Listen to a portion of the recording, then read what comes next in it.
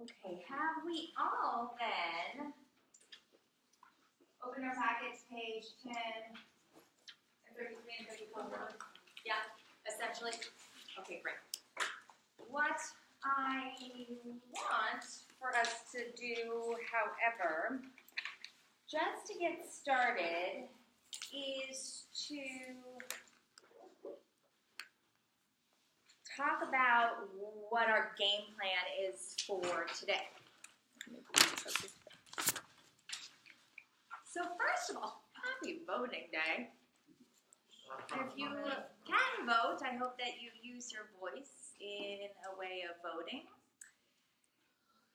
And I encourage you to keep up on and keep in your back pocket this election, because now that we're moving into persuasion, we're going to have a lot of awesome material to look at. And although you were like, oh my gosh, man, I thought I was done looking at those two bases and the debates back and forth. No, my friends, we'll bring it all back up simply for the fact of identifying specific arguments and how to make an argument, or how to recognize a fallacy in an argument. So we will be looking to all of that. That being said, thank you so much for adapting to my schedule. And now all of you have this new schedule in front of you. This new schedule lays out the rest of the semester and the dates and the due dates of specific assignments. So after today's lecture, hopefully you will gain some more insight about how to organize your persuasive speech and the specific types of topics and organizational patterns that go along with that. From there, if you'd also look at that handout, you will see the dates for the persuasive speeches. Now, these have changed, of course, by one day. So if there is... Did I put the 24th on there? No. Okay, phew. Because that was Thanksgiving and I was nervous that I put it in there for no reason. If there is a date, but did I assign something on the 24th? No. Okay, great. So if there is something that is going on in your schedules or anything that is happening, please take note of that over the next couple days and go ahead and email me in anticipation of your presentation needs, because we will be picking dates on Thursday. So as you come in, we'll pick the dates out of the hat, and then I'll have you sign up at the end of class like we did last time. That being said, I want to also take a look at our eCompanion site for some things that can help assist you in this coming up. Uh-oh, I have a weird feeling we may have logged out of my...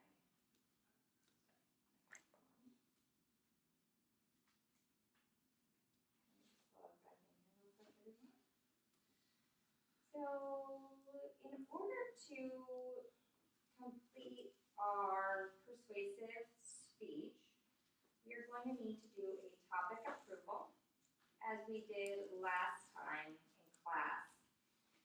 And so the topic approval will take place through our eCompanion site, which is here, of course. Let me just open up one more thing for you.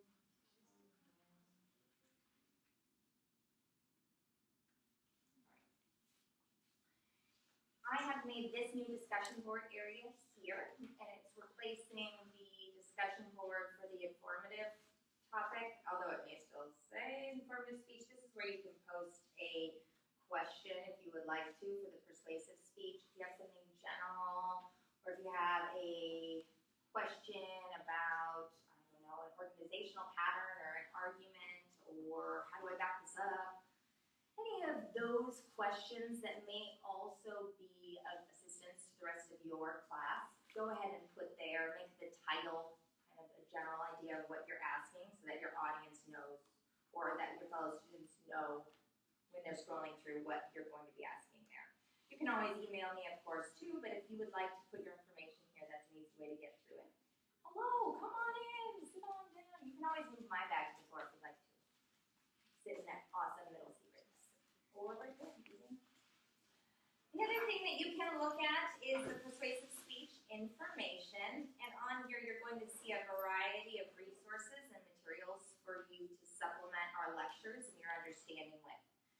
Here is the persuasive speaking handouts and evaluation sheet that you can also find in the packet. Here is a reading if you wanted to read a little bit more about what persuasive speaking is and the context and understanding a bit more further of what we're talking about in class. We will be going over ethos, pathos, and logos in this class, and this is a handout that I'm going to be distributing to you, but there it is in case. This is called the causes paragraph, but essentially this is where you address a counter argument in the case that you have a specific policy. And then this is some supplemental information about what we will learn today, which is a fact, value, or policy proposition.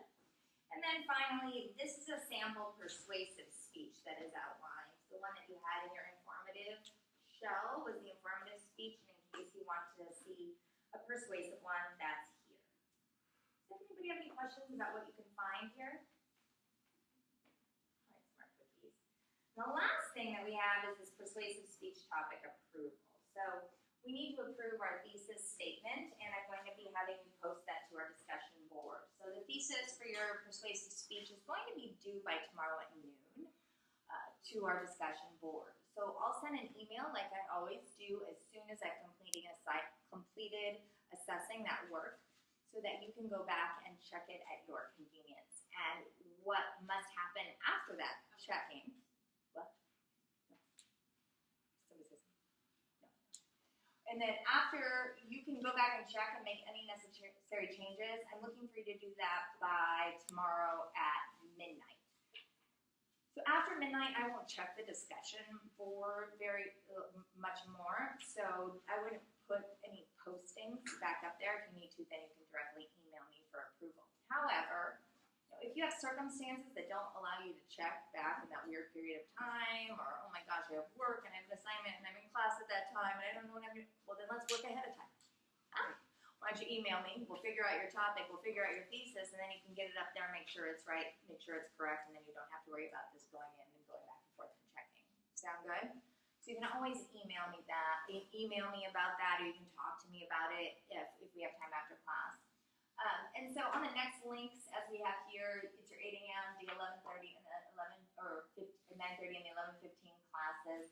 Simply make sure that you're completing the following. So like before, you can cut this information, paste it into your own class, make your name and your class time, your subject line or title, and then post it to the discussion board. You can always go back in and see if your discussion board posted, because it should be reflected right there the second that you do it. If it didn't, then you didn't. So go back and do it again. Sound good? All right. If you are terribly confused, don't simply put something up there just for the purpose of the assignment. That's a waste of my time and a waste of yours. Instead, what should you do? Yeah, let's email me, make sure that we can work it out or work something out in advance to understand what we're actually doing rather than simply putting something up there. Any questions on this assignment, where it is, where to post it? Awesome. So excited. Can't wait. Okay. That said, we can move forward to the fun that is page 10 in your packet. This is where we will see the assignment speech description. Let's pull this back a bit. And let's go over the assignment speech description.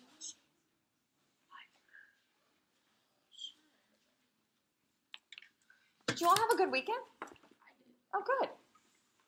Did you do something fun? I did. Oh, good. You always do. I don't know why we're concerned. Like, what do you have to say? Hey, did somebody fun? Yes. Or something fun? Yes. You always did. What did you do? Oh, I went to Descanso Gardens. Have you been? Yes. It's lovely. beautiful. Lovely. Descanso Gardens. It's over near. It's like a little, yeah. It's so beautiful. There's like 150 acres of like nature that you can just hike and walk through. Gardens, like forest area. It's so pretty. Cute little cafe. They do that for the holiday season. That's really special. It's a good idea. So nice. You guys should go. Definitely. And if you want a serenity now moment. Yeah. Go be with nature. You can walk outside and be with nature as well. It's nice to have a space. Let's read about this persuasive speech. I know that you're all itching to get ahead on it. All right. Persuasive speaking is the process of, and by the way, I want to let you know that this speech, well, let me read this and then I'll tell you about it. So persuasive speaking is the process of changing or reinforcing the attitudes, beliefs, values, or actions of your audience. Many people, when I say persuasive speaking, they typically think, ooh, I have to change my audience. How many people usually think this when you think about persuasion? Ooh, I have to change them, or oh, I have to influence them, or oh, I have to get them to do something. Well, sure, we do, but many of you will also speak on topics that don't need to change anything in your audience. Because if I was going to give you a persuasive speech that was suggested to persuade my audience to attend a community college before a four-year university,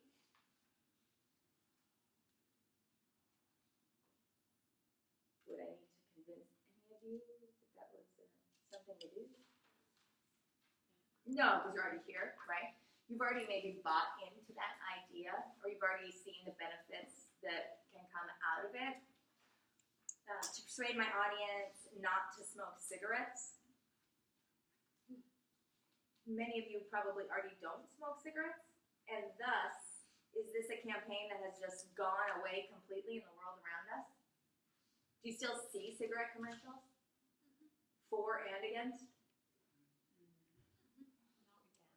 Okay, interesting. Okay, yes, and we can talk about that. But a lot against, right? But the argument is still being made because people are still what? Smoking. But there's a good chance that this speech that I give you will simply be a reinforcement to reinforce the idea that we shouldn't smoke, or that smoking is detrimental, or that smoking is damaging. And that simply reinforces that idea to your audience, giving you maybe new information or new statistics or information that are out that will continue to remind you that that choice that you have made, or that belief that you have, is in fact a valid one. So don't always think of it like you're going in and like we're having a battle, or we're having a big argument. No. Oftentimes, some persuasive arguments will simply be a reinforcement of what your audience already believes. But in this assignment, you are expected to follow the basic principles of good delivery and maintain a clear central idea throughout your speech, which in turn this time is going to be called a proposition. So if you wanted to write that in there. And you are also required to provide a variety of supporting materials that are all going to help to persuade and convince and draw us to the conclusion that you want us to believe. Particular emphasis is going to be placed on how you present those materials and then how you defend or attack those materials in relation to your proposition. You're going to need to conduct research on this topic, and I know that we have done research in the past. However, I want to take your attention back to something that I told you last Tuesday regarding the library databases and their really beneficial use when it comes time for persuasion. So if you remember, if you click on library, and then you go to library databases, and then I'll go to all databases, and then what I do is I can go down here to something called opposing viewpoints and context.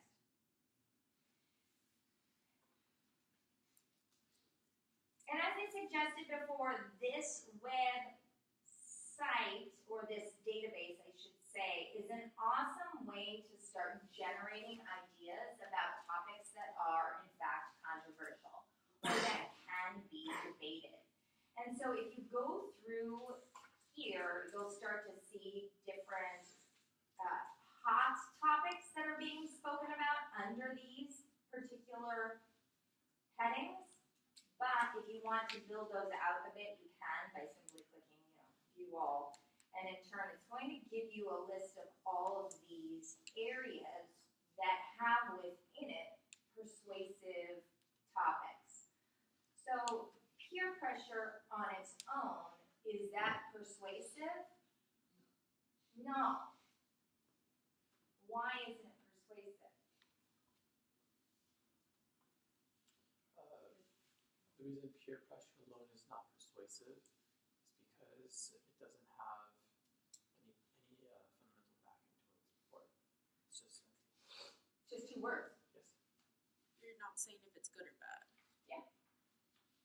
Maybe I don't need to say if it's good or bad. Right?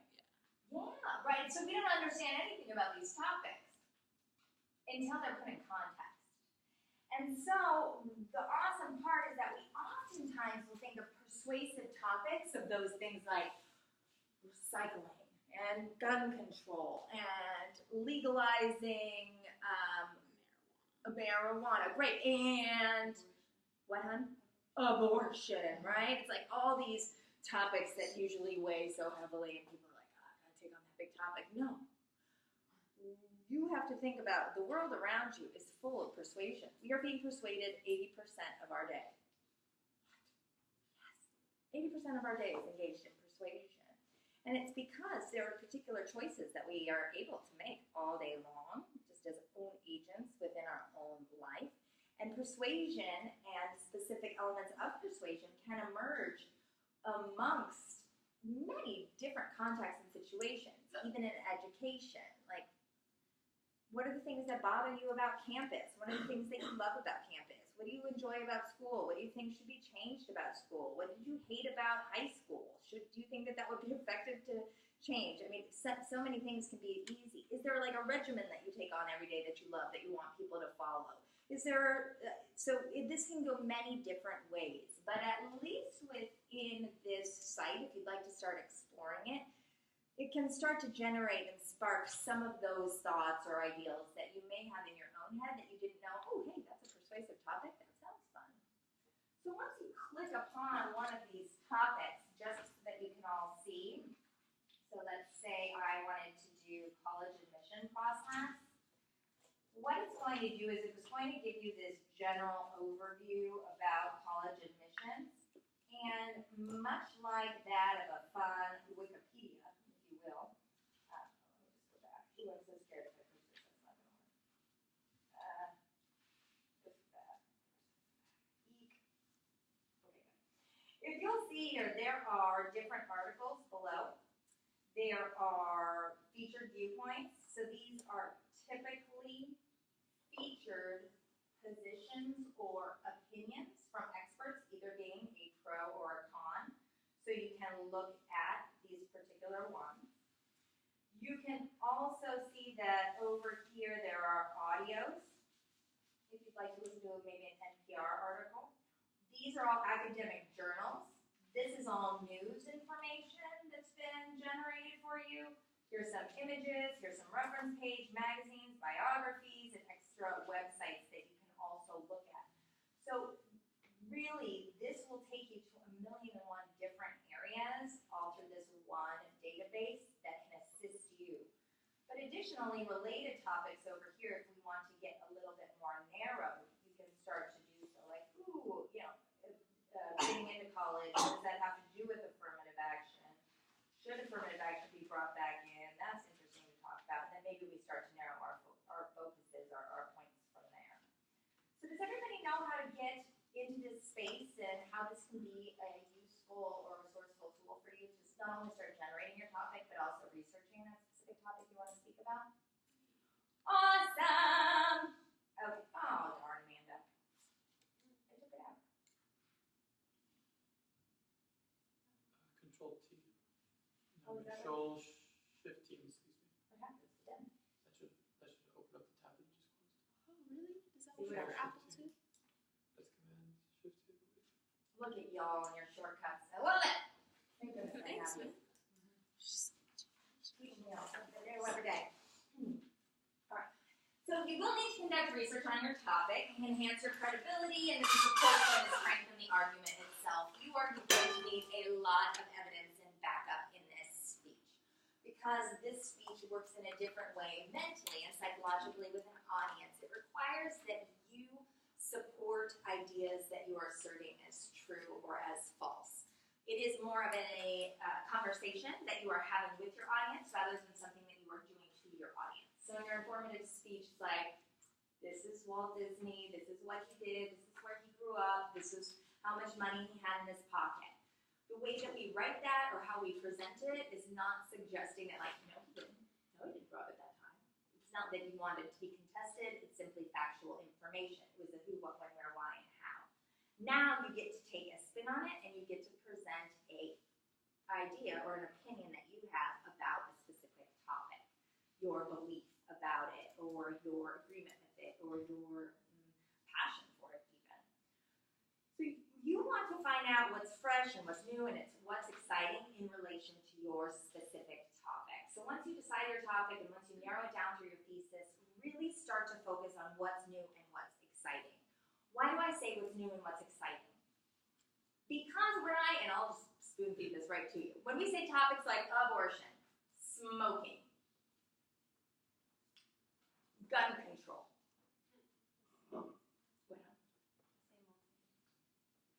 the same old sometimes. Especially when you're like, so now I'm going to tell you why abortion should be illegal. A lot of people in their head at this point in your collegiate career, have you heard this argument? Have you researched this argument on your own? Have you thought about how you understand this argument? Are you like, oh God, what's Planned Parenthood? You start to examine all the different parts about it. You've heard it. So oftentimes when it comes to these topics, your audience will start to zone out the second you say what the topic is. So it's our job to present this information in a new and novel way.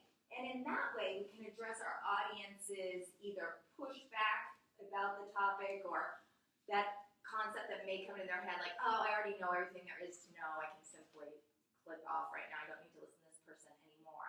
But when we present new and novel information, that is something that can, in fact, not only keep an audience excited, a new approach on this topic, but also what it can do is it can get those individuals of whom may have been on an opposite side or who may have been on the fence about this topic to see the idea in a new light. Ideally, you want to also be speaking to a specific audience. And who is that? Your classmates. And we'll talk about a specific situation where you may not be appealing to your classmates. But overall, if we're thinking about this in relation to college students, then start to think about how that topic affects college students, or how we could even narrow that focus to make sense to a college audience. Something like healthcare, it's like, what am I worrying about that? I don't have to worry about that for like several more years. Okay, but do you? Or how does that affect you now? Or what are going to be the repercussions of now that will affect that decision for you later? Does that make sense? So we want to start to think about, when we're narrowing our topic, of course, our audience and to whom we are appealing, and to how we can find examples and novel information that's going to most make a difference to them. Your audience will more likely be persuaded if you offer them novel evidence that directly relates to them. So that's what I just said. You'll need to conduct research on your topic to find out what's new, what's fresh, and what's exciting about your topic in relation to the current scholarship, like I said. So you are going to be required, again, to use at least 3 outside sources. I'm going to assume you'll have more like 5 or 6 in this speech, and only because the claims that you make are, again, going to have to be supported, so you will need a good amount. You also will need a visual aid that will help and aid in the development of this speech. So these are your general ideas. Not much is different in what you will turn in. You're still going to be required to turn in a full preparation outline to me. You'll still be required to have the visual aid. And there will still be an introduction, body, and conclusion. There'll be those transitions. All of that will be the same. Yeah. Did you have a question? Yeah. Any questions on this page? Regarding the topic, just for an option, is it possible I could probably persuade the audience to watch a certain show? Sure. Awesome. Okay, good. Can't wait.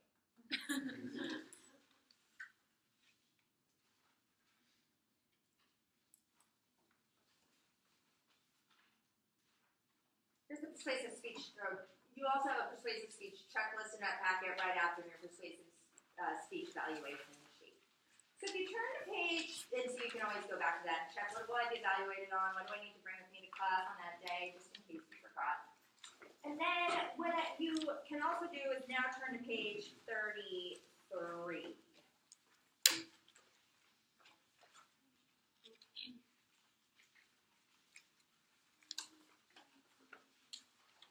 Have any of you thought about your topic up until now? And you've thought about at least a topic that you have. So a topic on its own, like we said before, is simply a topic.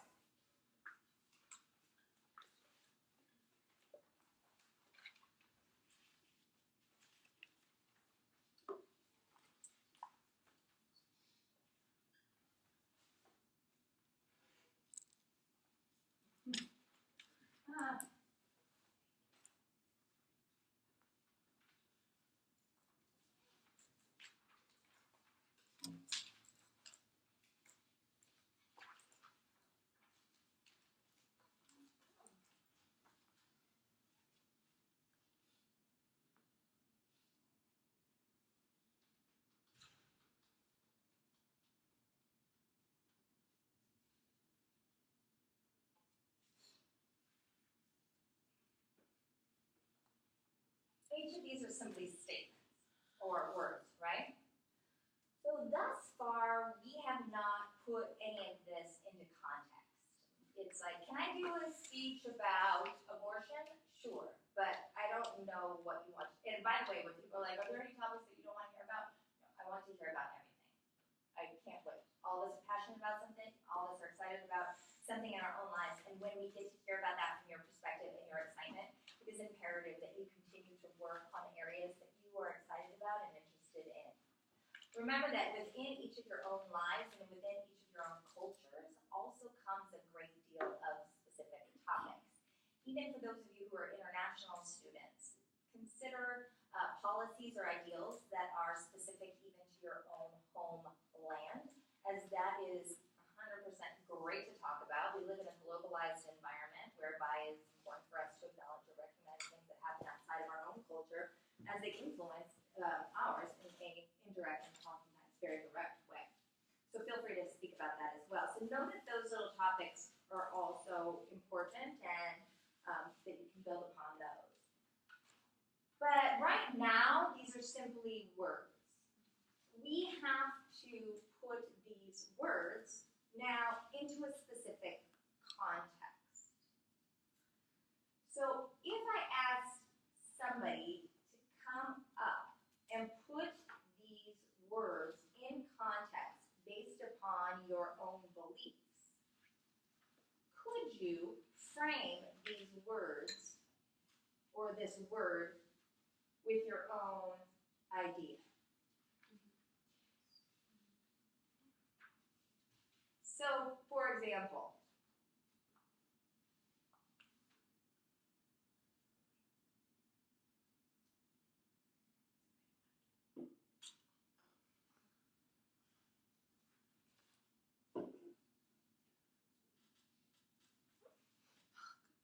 anybody take this? How many of you took the SAT? Okay. Do you have a feeling about it? What? I thought it was stupid. It was what? Stupid. Okay. So, there is your position, right?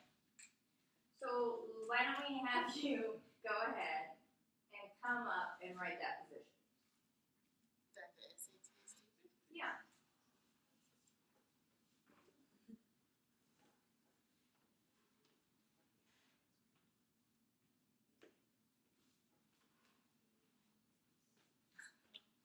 You can just add it on to that. Yeah, stupid. You can add it on to my writing right up behind it. There you go. That's it. Here, okay.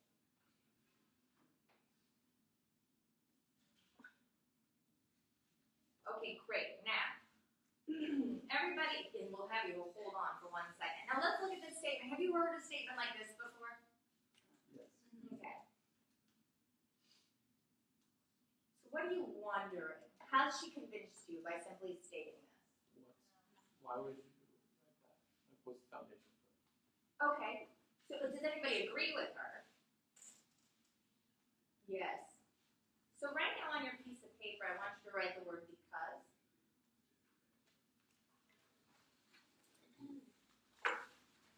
Whatever piece of paper, it doesn't matter.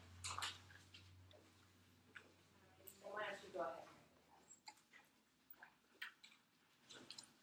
Go underneath the line, make it stinky. And you write your because. Okay. And everybody writes their because, if you agree. If you don't have to play this game, but for just a second, let's play this game. The SAT is stupid because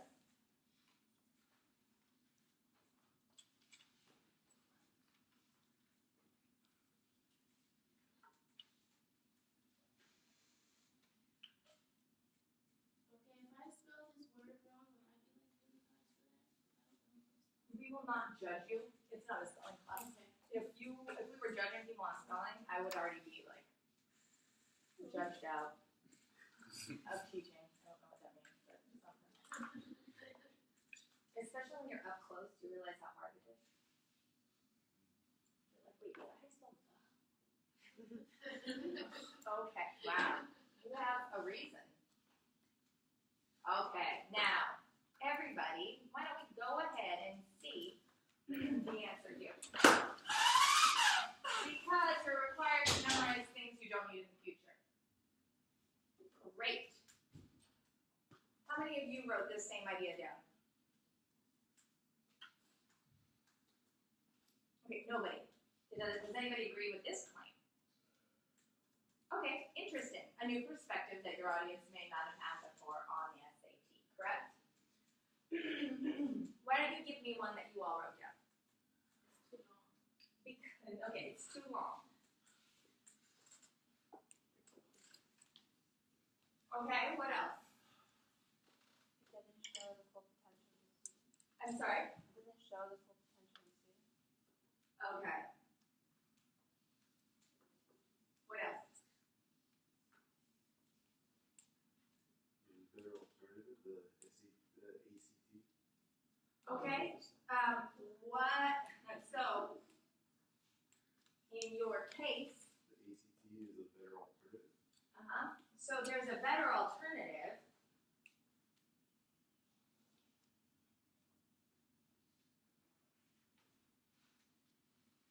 Hold that idea. What else? Doesn't provide a difference of means to show your ability to provide information. For instance, back to my speech. Maybe they are better at giving a speech than they are at writing it down. They can describe it verbally, but they have trouble to in terms of writing. I don't know if I'm going to show full potential. It's not measurable. Of what? Because it definitely measures. You get a score. Measure It something. doesn't measure an individual's actual ability, Purpose of the SAT. how they will do on these within a specific framework. What's the purpose of the SAT? Standardized. To get a score. Good. Good God. You all took the SAT, right? You're like, what the heck am I doing this for? Why were you doing it? What is it used for? Because the higher your score, the better school you can get into. But that's not like, you don't just take like, let's see, that's like that's like the end to end. What's the result in the middle? Because they're missing out on like the evaluation process. Because we think like, I get a good score, I get into a good school. That's like faulty reasoning. Why? Because there's a spot in between there that says something. It's part of the application process. And why do they use the SAT in the application process? What's this test supposed to measure? They want to see where you're at academically too. Okay, they want to measure your intelligence. They want to see where you're at academically, but that's what my GPA does. And they measure our intelligence. Well, shouldn't that be like, an IQ score? I'm playing devil's advocate, just to get you thinking. I'm not saying this in a Well, slow I guess this was it's their our- form of IQ score, Is it? in a way, I think. I mean, we don't take IQ tests, and that might be a little bit more evaluative. People feel a little bit less, not as capable. If it were like an actual IQ test, because IQ tests are looked at a certain way, but when you look at the SAT, I feel like it might be easier. You know what I'm saying? Does that make sense? An IQ test is going to be generated and testing you on multiple levels of intelligence that may not be applicable for what they're trying to assess. So I guess it's the academic version of an IQ test. I'll just give it to you, everybody. The SAT score, or the SAT's purpose, is to evaluate your potential to succeed at the college level. They want to know that you have the critical thinking, reasoning, and writing skills to be able to complete work in the classroom in college. It is one of those guides that if you aren't up to par on that, you may not, and it's not like a determining factor, but it is an idea of how you will succeed in your college courses. Does that make sense? So the SAT is to measure something. Yes, it's to measure your ability to succeed in a college class. Okay, that's pretty much what the SAT is. Understanding what the SAT is now, what do you think about the answer? Not so stupid. No, I still think it's stupid. Okay, is it stupid for the same reasons? I think I've actually been persuaded that it is stupid because of your explanation. Okay, good. Ah! Isn't it fun when we just find out about definitions? Like, what? That's what that is? No, that's ridiculous. It's too long, it doesn't show your full potential. What else? It's only for one type of student. Okay, good.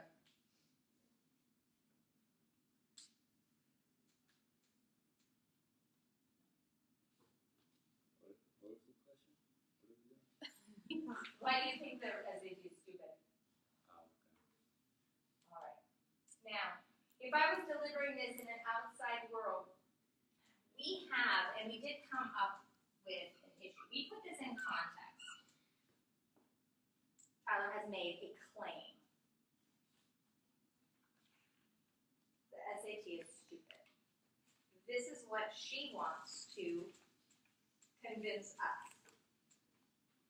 But what if you were having a debate and somebody was like, SAT is stupid. And then somebody else was like, well, the SAT doesn't show your full potential. Which one is going to be a bit more clear? The second. Why? Works for Because what is this word?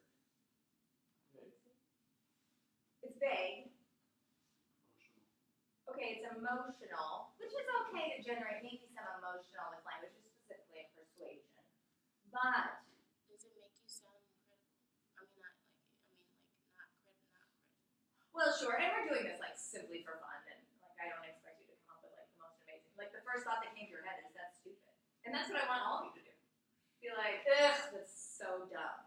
But the question that we have to ask ourselves is, why? And that's why I have you put that word because. Each of you, based upon this claim, SAT is stupid, concluded on something completely different. Did you not? Your reasoning of stupidity was something much different than Tyler. So the first thing that we need to remember in persuasion is that confusion in argumentation and persuasive topics oftentimes results because of a difference in what? Meaning, or even words. Vagueness is often utilized in political communication, or that ambiguity is also oftentimes effective when people aren't like the best critical listeners, or you want to encapsulate a lot of people at the time. freedom, great again, right? Like all these words that you're like, that sounds amazing, but like, what the heck does it mean? When you actually ask that person, what does it mean, then does any of the information following it in any way support what you're trying to talk about? Maybe not. So the SAT is stupid, stands on its own, but it doesn't give us any basis for which we are going to try to persuade our audience. And in a great, easy way to narrow your focus is to start to add that word because. And if you wanted to write a bunch of different becauses down, once you get like a topic you know that you like, abortion, grades in college, SAT, Planned Parenthood, disenfranchisement, right?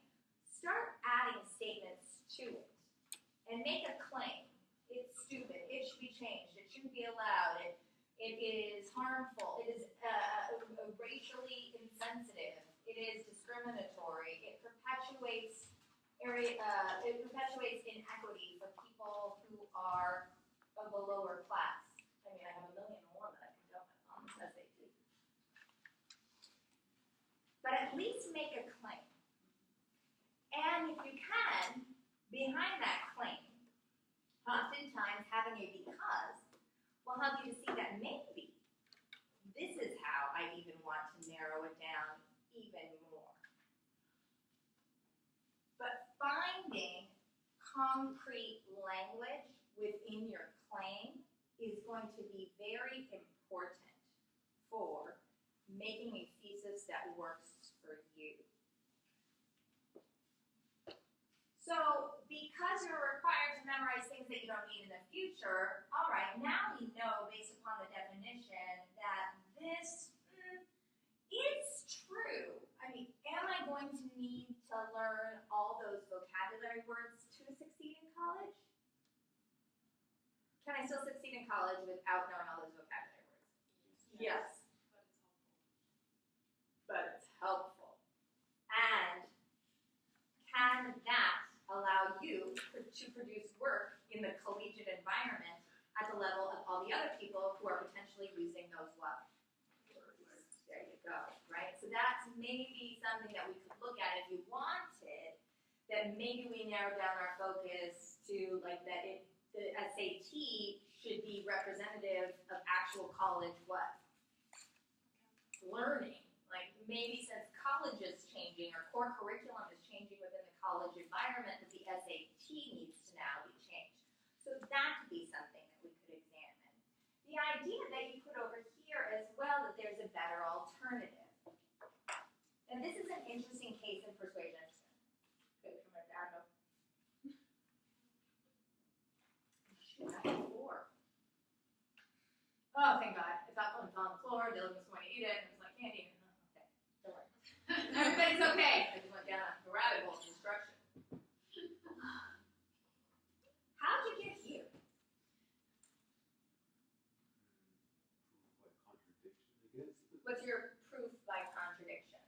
Well, if you say claim something is true, then you obviously want to like provide something different, the opposite, which would be a truth.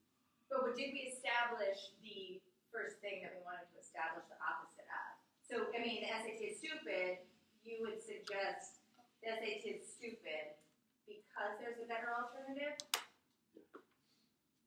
Okay, and again, there's a missing link there. How many of you would love to see the SAT abolished forever? And if you were back in high school, I mean, many of you probably don't even care anymore because nobody cares about your SAT scores really at this point. Isn't that funny? Yeah. You spend so much time, and then all of a sudden they're like, no, it's cool, we'll just take it. I mean, or thank goodness they don't really care about it that much anymore. Both ways of looking at it. So if each of you would like to see it, why do you want to see it changed? Because how bad it felt. Because it was a hard process? Okay, yeah. College is hard.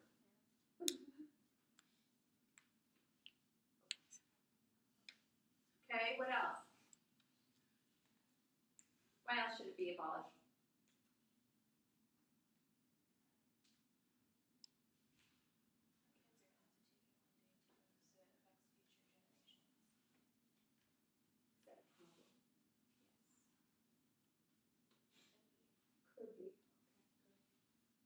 it is something that can continue to go on and on. We'll talk about this when we get to policy, and remind me to kind of go through these ideas with you. But if you're suggesting that there's a better alternative, you've clearly reasoned in your head, and so have all of you, that you've come up with a gajillion different reasons as to why this should not exist anymore, or perchance there's a better alternative. And so I'm going to say this, is that although you may think that you have a topic right now, through the process of brainstorming and through the process of researching based upon these brainstorm topics, you may find an even more narrowed focus to your specific topic. So what topics are ones to keep an eye out for? Well, like I said, you can talk about anything. We simply need to put it into a claim. And those claims are in essence what we call propositions. Now, I'm seeing that we're not going to get around to talking about this today, and thus I'm going to be changing your assignment due date, because we'll continue this on the next time, but I will just change your turn-in date for your topic, if you will, on the sheet. But what I want, don't lock up. Don't lock up. Don't lock. What I want you to consider is what makes something persuasive is that first and foremost, it's a debatable issue. When put into context like so, the SAT is stupid. Even in that own cheeky way of saying it, is that debatable? Would people be against Tyler for saying that?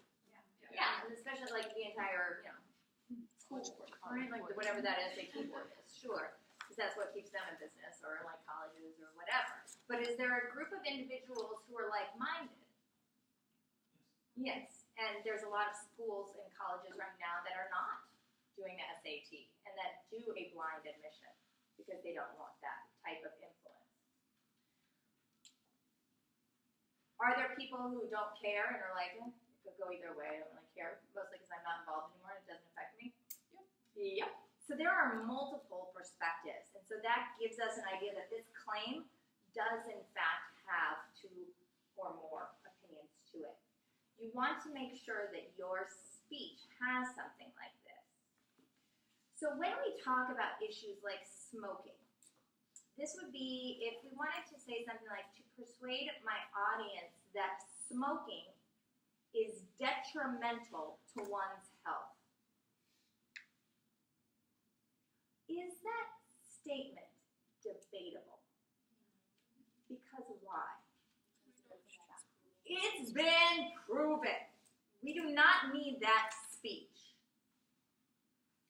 That is not something that's debatable. If you smoke, you'll get sick. If you smoke, you'll get, you're going to get something. It's not good for you. We all know this. It's bad, blah, blah, blah, for your health, for your face, for your skin, for your body, the whole thing.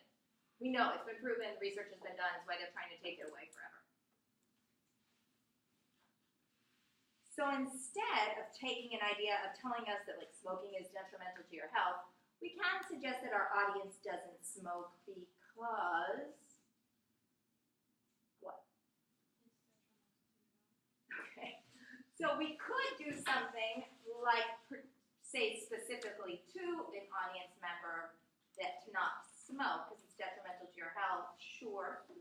We could also take on a different perspective to persuade my audience to not smoke because Stinks up your clothes.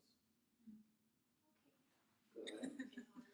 An entire speech based upon because it stinks up your clothes is good. It may not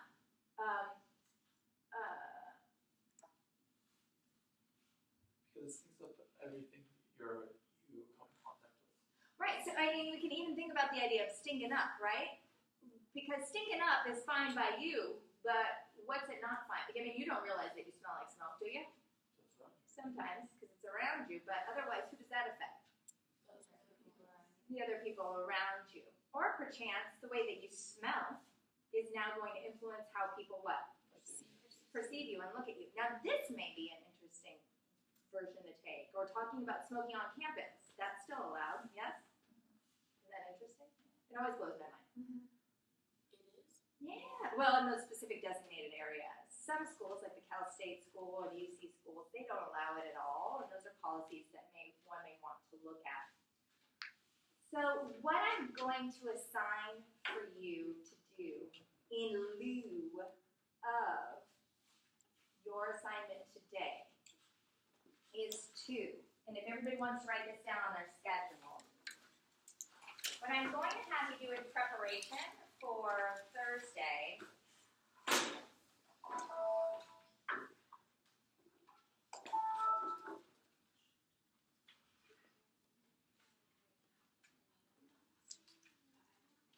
is go into the persuasive speech information, and what I want you to do is look at this fact value policy supplemental information. This is a website that will talk to you about the 3 different types of propositions or questions that we will address in this class. Depending upon how you write this claim, it will determine which type of question you have. And therefore, that will determine how you organize your main points. So remember before when I was like, oh, you have an object, right? And then we put the object in context, and you're like, ooh, now it's going to be a chronological speech because it's a history, not necessarily an object, right? So it's like we have the topic, you think it's a value, but then I put it inside the context and I realized, ooh, it's a policy. Does that make sense to y'all? It's going to help you determine what type of proposition, what type of question you have, and in turn, it will allow us to know how to go forward and write our thesis. So what I'm going to ask you to do is read through these, but also what I would like to see is one sheet of paper, and you can either even handwrite it or you can type it. I'm cool with either. But I want you to write down at least 3 different topic ideas with 3 different claims surrounding them. Does that make sense to each of you? So write down the topic and then write down the claims surrounding them. What we're going to do is we'll work with those on Thursday when we construct the different types of thesis statements. So in this case now, you will not have anything due to the discussion board. Instead, we will move that 11:09 to 11:13. That's the, is that Sunday? Wait. 11 is Sunday. Sunday, Friday. So what's Friday? Yeah, it's 11th. 11th is Friday, it's Thursday is the 10th. 11. Okay, 11. Let me change that for myself. Now, for those of you, let me go ahead and stop this. Great.